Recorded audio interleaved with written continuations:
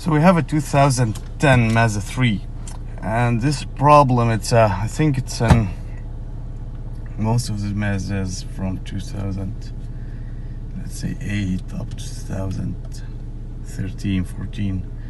Check engine lights on, ABS lights on, automatic transmission lights on, everything is on. See, simple reverse, look, up,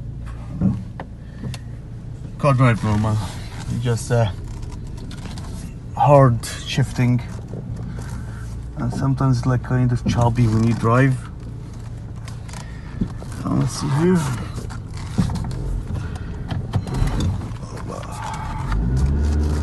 It's kind of slippery too. It's not able to. This looks like it's a start at it's called gear number 3 or something. I'm gonna show you what's going on with this car and what you're gonna need to replace exactly. Don't even look at it or whatever it was.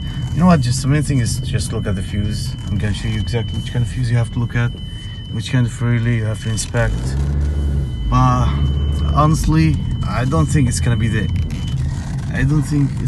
issue. The main issue is that it's gonna be the transmission with the manual, because I faced a couple of problems with this kind of cars, all the same problem, you know.